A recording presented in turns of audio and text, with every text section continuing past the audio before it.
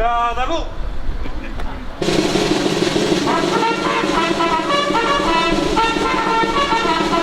Présentez armes.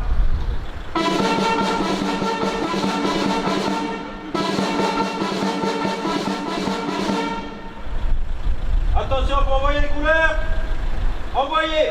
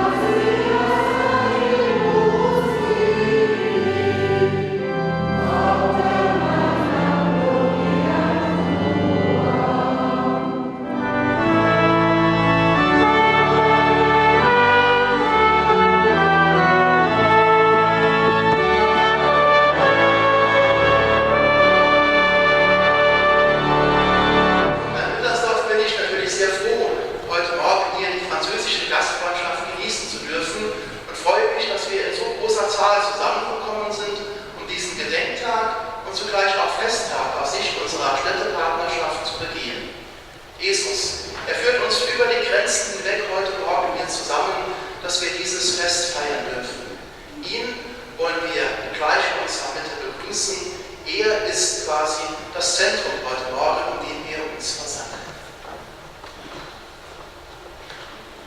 La paix est toujours en construction, frères et sœurs.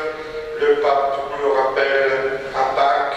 Le Christ, avant sa mort, avec sa mort et sa résurrection, a vaincu le péché qui séparait l'homme de Dieu, l'homme de lui-même, l'homme de ses frères.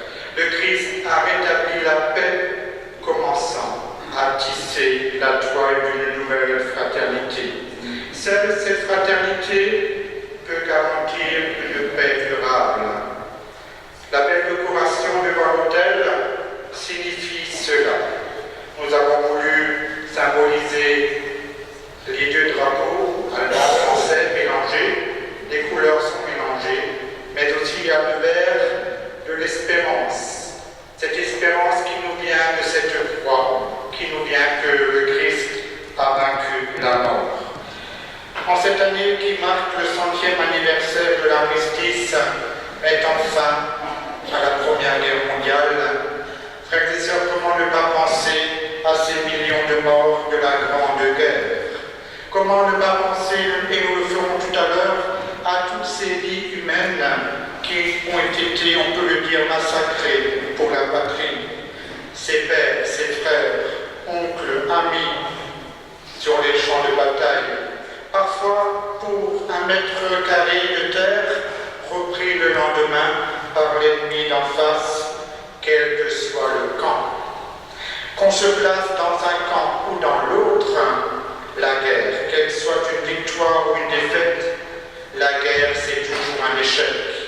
C'est l'échec de l'humanité, qu'on se le dise. Après 4 années de guerre, le slogan « Plus jamais ça », la dème des terres était vite oubliée. 20 ans plus tard, on remettait cela de plus belle avec près de 60 millions de morts. Oui, frères et sœurs, la paix est toujours à gagner. Elle n'est jamais acquise d'avance. Depuis son commencement, l'humanité s'est construite d'ailleurs autour de fraternités brisées. Car a tué Abel. Le fondateur de Rome, Romulus, a tué Rémus pour prendre le pouvoir. Et chaque génération reçoit la mission de reconstruire sans cesse cette fraternité. Et là, je pense plus particulièrement au père fondateur de l'Europe, qui était le grand chrétien Robert Schuman, à Jean Monnet, Konrad Adenauer, au sortir de la Deuxième Guerre mondiale. Mais aussi tous ces hommes du quotidien de l'ombre qui ont impulsé cette fraternité entre les peuples. Et il est bon que cette année, le jumelage entre nos deux villes soit là, s'inscrit aussi dans cette mouvance.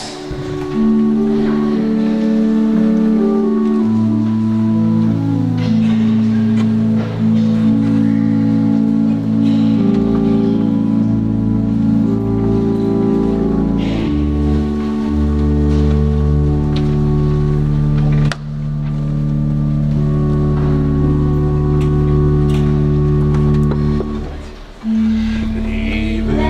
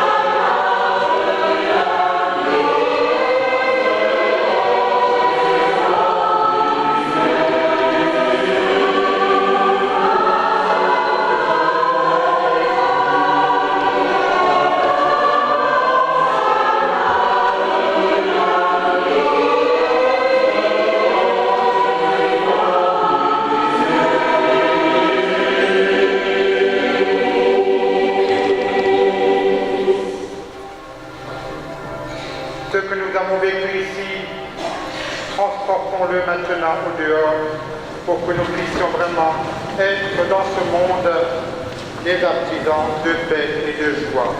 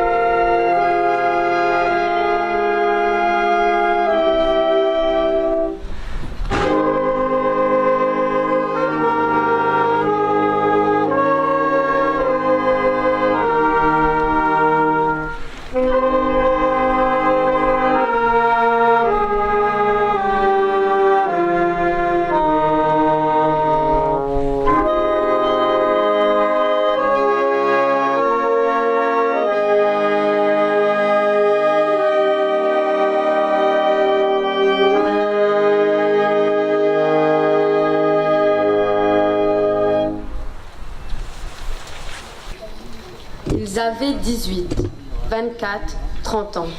Ils étaient paysans, facteurs, maçons, ouvriers, instituteurs, gardes champêtres, mécaniciens, musiciens. Ils étaient français et allemands et accomplirent pendant plus de 4 ans leur devoir en côtoyant le pire sans l'avoir voulu. Beaucoup n'ont pas survécu et n'ont pas connu la liesse et le soulagement du 11 novembre 1918.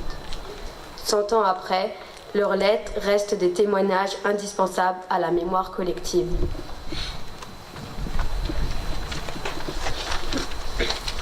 Christian Bordesching, Leutnant in der deutschen Armee, war der Sohn von deutschen Gärtnern, die in Bremen lebten. Er studierte Architektur und schreibt auf seine Schwester Hanna. Von seinen 3 Schwestern war es die, der am nächsten stand. Als er am 20. April 1917 an der Front fiel, war er 24 Jahre alt. 24 und 25 Februar 1916. Meine liebe Hanna, Ich habe gestern dein Päckchen mit der Marmelade erhalten und heute das mit den Orangen und dem Ei. Wie gewöhnlich war ich überglücklich. Du fragst mich, was wir essen. Durchschnittlich 2-mal pro Woche Erbsuppe mit Sperrgewürze, 2-mal pro Woche süßer Reisbrei, einmal grüne Bohnen und einmal Reissuppe mit Rindfleisch. Wir essen im Deckel unseres Eisenbehälters und ich habe immer einen Löffel in meiner Tasche, den ich mit Papier abwische. Alle 8 Tage schlafe ich einmal ohne meine Stiefel und alle 10 Tage wäsche ich meine Socken und bekomme meine Sold in Höhe von 5,30 Mark. Ich schlafe immer angezogen, die Füße in einem Sack, den Mantel darüber, dann bedecke ich mit meiner Volldecke, unter der ich mich völlig verkrieche. Um uns zu setzen, haben wir bestenfalls einen Kasten, aber mindestens gar nichts. Wir setzen uns auf den Boden auf Stroh. Niemand hat Angst vor Dreck. Wir haben uns daran gewöhnt. Wir spülen und trinken aus und waschen uns im Wasser der Schützengraben. Meine Mütze sieht ihnen aus wie eine Kohlkiste und Staubwolken kommen aus meiner Uniform. Ich kann mich nur jeden 2. Tag waschen. Du solltest mal unsere Latrieren sehen, sie sind zum Totlachen. Ein einfacher Birkenstamm, an dem wir Hintern gegen Hintern aneinandergereiht sitzen und der vom Hauptweg aus eine schöne Sicht bietet. Wir haben diese Woche so wenig Brot bekommen, dass die meisten ihre Notkekse gegessen haben. Jetzt werde ich mit meinem Geschwätz aufhören und mich gut erholen, denn ich bin vom Nachtdienst befreit. Dir, meine treuen und fürsorglichen Schwester, verschere ich alle meine Zuneigung. Christian, liebe Grüße an Heinz und Glückchen. Gaston Biron avait 29 ans en 1914. Gaston était le fils d'une famille de 7 enfants. Ses sœurs, Berthe, Hélène, Blanche, Marguerite, Madeleine et Marie, apprirent sa disparition à la fin de l'été. Blessé le 8 septembre 1916, il mourut de ses blessures le 11 septembre 1916 à l'hôpital de Chartres. Samedi 25 mars 1916, après Verdun. Ma chère mère, par quel miracle suis-je sorti de cet enfer? Je me demande encore bien des fois s'il est vrai que je suis encore vivant. Pense donc, nous sommes montés 1200 et nous sommes redescendus 300. Pourquoi suis-je de ces 300 qui ont eu de la chance de s'en tirer? Je n'en sais rien. Pourtant, j'aurais dû être tué 100 fois et à chaque minute, pendant ces 8 longs jours, j'ai cru ma dernière heure arriver. Nous étions tous montés là-haut, après avoir fait le sacrifice de notre vie, car nous ne pensions pas qu'il fût possible de se tirer d'une pareille fournaise. Oui, ma chère mère, nous avons beaucoup souffert, et personne ne pourra jamais savoir par quelle transe et quelle souffrance horrible nous avons passé. À la souffrance morale de croire à chaque instant la mort, nous surprendre, viennent s'ajouter les souffrances physiques de 8 longs jours sans dormir, 8 jours sans boire et presque sans manger. 8 jours à vivre au milieu d'un charnier humain, couchant au milieu des cadavres, marchant sur nos camarades tombés la veille. J'ai bien pensé à vous tous durant ces heures terribles, et ce fut ma plus grande souffrance que l'idée de ne jamais vous revoir.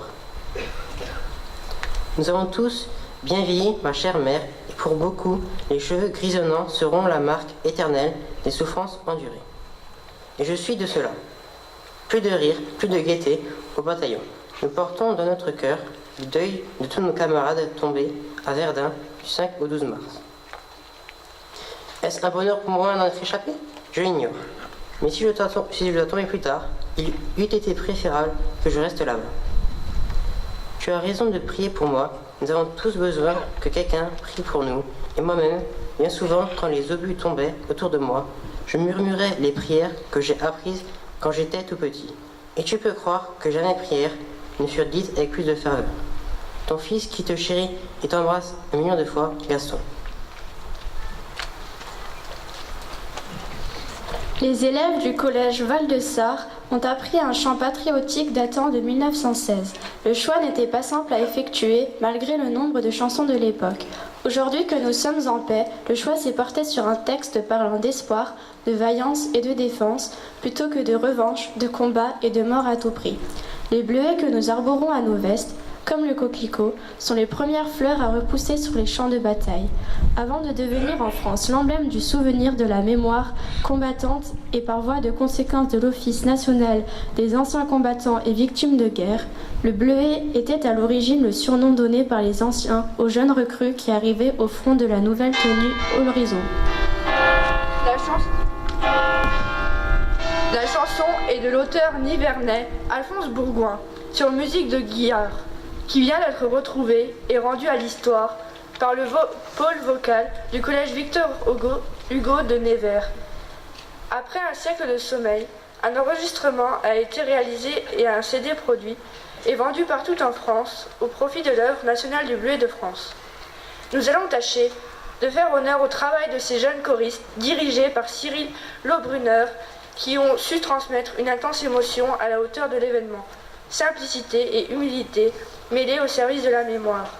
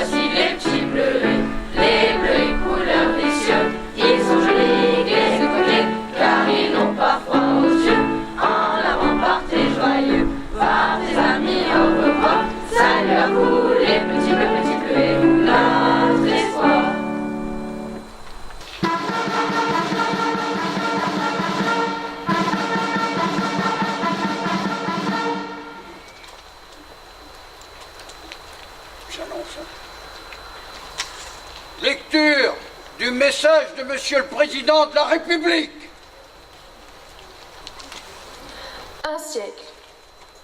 Un siècle que l'armistice du 11 novembre 1918 est venu mettre un terme au combat fratricide de la Première Guerre mondiale.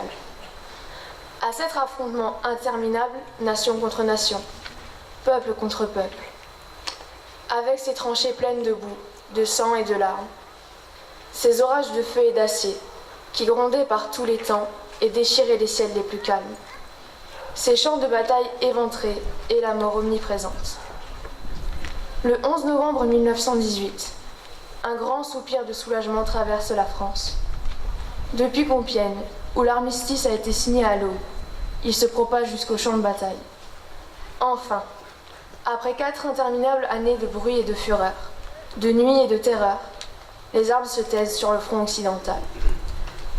Enfin, le vacarme funeste des canons laisse place à la clameur allègre, qui s'élève de volées de cloches, en sonneries de clairons, d'esplanades de grandes villes, en places de villages. Partout, on célèbre alors avec fierté la victoire de la France et de ses alliés. Nos poilus ne se sont pas battus pour rien. Ils ne sont pas morts en vain. La patrie est sauvée, la paix enfin va revenir. Mais partout aussi, on constate le gâchis et on éprouve d'autant plus de deuil. Là, un fils pleure son père. Ici, un père pleure son fils. Là, comme ailleurs, une veuve pleure son mari. Et partout, on voit défiler des cortèges de mutilés et de gueules cassées. Françaises, Français, dans chacune de nos villes et dans chacun de nos villages, Françaises et Français de toutes générations et de tous horizons, nous voilà rassemblés en ce 11 novembre. Pour commémorer la victoire, mais aussi pour célébrer la paix.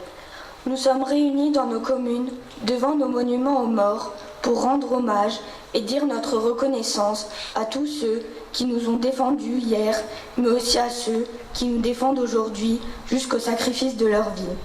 Nous nous souvenons de nos poilus morts pour la France, de nos civils dont beaucoup ont aussi perdu la vie, de nos soldats marqués à jamais dans leur chair et dans leurs esprits, de nos villages détruits, de nos villes dévastées.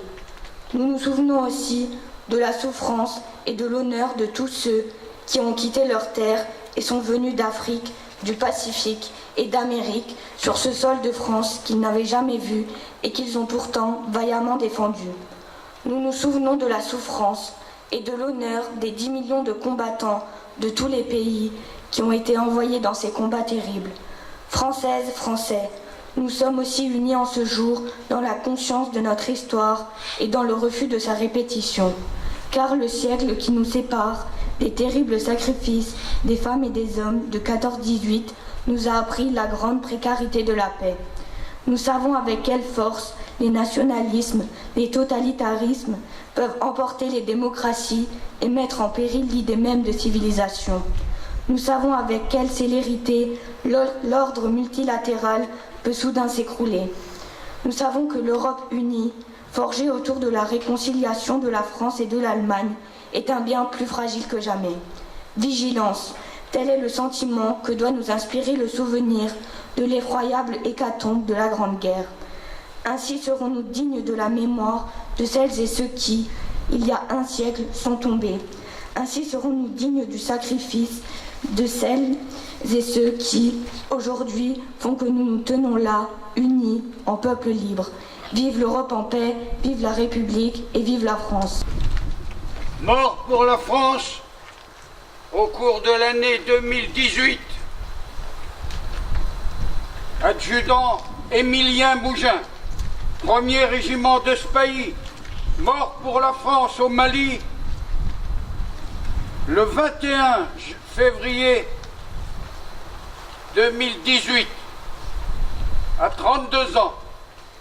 Maréchal des logis Timothée d'Ernoncourt, 1er régiment de Spahi, mort pour la France au Mali le 21 février 2018, à 32 ans. Caporal Bogus Pochilski, 2e régiment étranger d'infanterie, mort pour la France en Irak le 21 mars 2018 à 31 ans.